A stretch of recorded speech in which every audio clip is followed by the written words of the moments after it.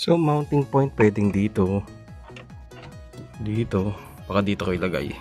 Pwede rin nakatago lang dito, mas mahirap makita.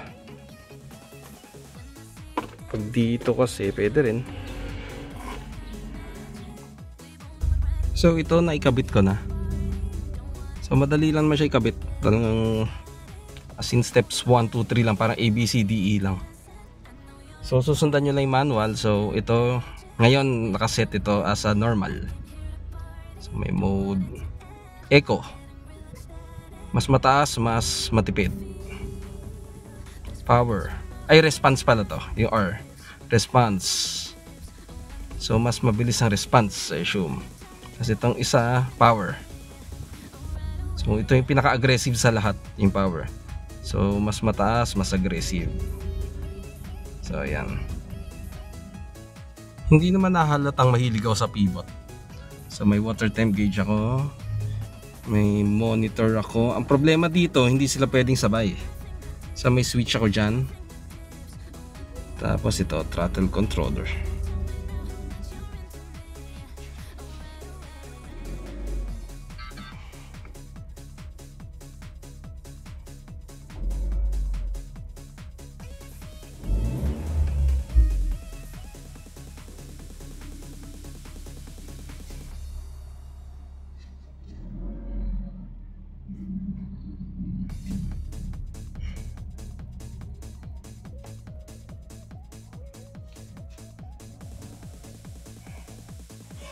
Kung umabot kayo hanggang sa part na ito, maraming salamat.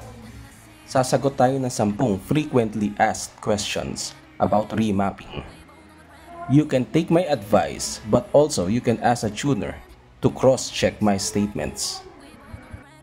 Question number 1. Pwede ba magpa-remap kahit all stock? Yes, pwede. Lalo kung wala ka naman balak galawin ng intake at exhaust mo. Pero kung may balak kang galawin in the future, unahin mo muna ang intake o exhaust palitan bago magpa-remap. Question number 2. Kung nagpalit ng exhaust, required bang magpa-remap? No. Dati pa naman na kahit nagpapa-full exhaust ako ng auto, hindi naman uso ang remapping noon. Question number 3. Mas tumipid ba after remap? Other tuners say yes, titipid. It really depends on your driving style. Pero kung hahataw ka ng todo, mas lumakas siya sa konsumo ng gas. Question number 4. Nawala ba ang delay? Yes. Sa sobrang nawala ang delay, naging sobrang aggressive naman ang accelerator pedal. Question number 5. Ramdam ba ang 10 to 15 horsepower na dinagdag sa remap? Hindi ba maliit lang yun? Just think of it. Yang figure na yan ay horsepower ng isa o dalawang scooter. Kung tama ko Hindi na masama yun. Yes, ramdam mo ang difference. Question number 6. Does remapping void with a warranty? Tuners will say no, but I think otherwise. Not unless babasahin ng kasa ang ECU, there's no way they will know anyway. Question number 7. Throttle controller or remap? Throttle controllers don't add any horsepower. Naiiba lang niya ang response. Remapping on the other hand should give you some horsepower. Question number 8. Permanent na ba ang remap? Baka pag nagtanggal lang ng battery, matanggal din ang remap. Yes, permanent na yun.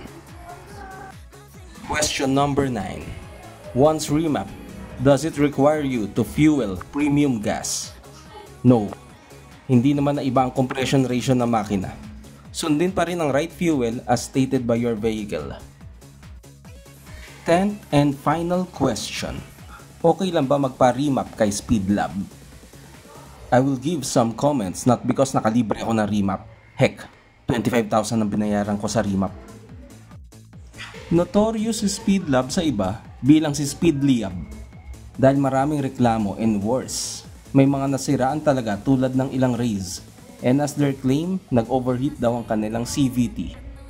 Totoo rin, kung usapang customer service, mukhang wala kang mapapala sa kanila.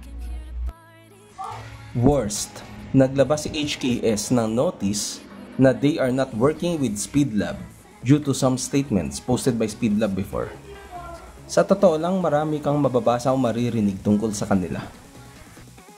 Pero, kumpara sa haka-haka, mas okay rin na makinig ka sa tulad ko na personal na nagpa-remap sa kanila. May mga nakausap rin kasi ako. When it comes to remapping, gusto talaga nila kay Speedlab. Ang problema, masyado mahal. Kaya doon sila sa ibang tuners na kalahati lang ang presyo ng remap compared kay Speedlab. Pero, kung pagdating sa tuning, ramdam mo lalakas ang auto mo. Pero mag-iingat ka rin ha. Dahil tulad ng akin, tanggal na yata lahat ng limiter. Bakit ko nasabi? Dati, before remap, hinataw ko rin naman yung kotse ko eh. At talagang hanggang 6,500 RPM lang ang limit. As in, nagka-cut off ang fuel. Ngayon, kailangan tansyado mo pagmamaneho mo dahil hanggang 8,000 RPM yata aabot ang RPM ko. Ipapakita ko yung screenshot ng araw na remap ko from Speedlab. Kung makikita nyo, nasa 7,500 RPM na nung nag-dyno pero hindi pa rin nagka-cut off. Nilabas ni Speedlab ang potential ng auto, pero at the same time, mag-iingat ka pa rin.